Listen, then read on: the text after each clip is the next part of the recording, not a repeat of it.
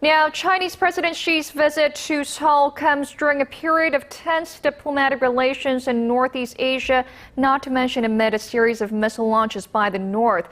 And our Yoo Li-an reports on the implications of his visit this time around, the topics that will be discussed during his summit meeting with President Park Geun-hye, and how the outcome could shape the regional dynamics. President Xi Jinping's visit will mark the first time for a Chinese leader to visit Seoul before Pyongyang, a strategic move that's being seen as a stern warning against North Korea's nuclear threats. Naturally, North Korea's nuclear program will top the agenda at Thursday's summit, where the two leaders are expected to issue a joint statement on the issue.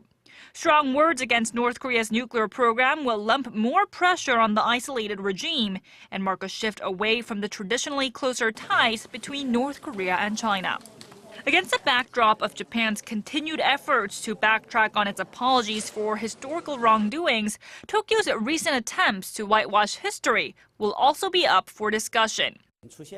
It's only natural the two leaders talk about Japan. They will discuss Japan's push to deny historical facts. China has seen its relations with Japan sink to their lowest levels in recent years, from territorial disputes in the East China Sea over a group of islands, as well as Japan's move to undermine its 1993 apology for its wartime atrocities. It's a similar story for Korea, but as it needs to maintain its strategic trilateral relations with the United States and Japan, attention is on whether the two summit leaders will be able to issue a joint statement against Japan's recent moves. But China and Korea may make headway on the economic front. Observers say the two leaders will likely focus on their free trade agreement during the summit. Considering the two countries are nearing the tail end of negotiations, there's growing expectation the FTA could be ready to go before the end of the year.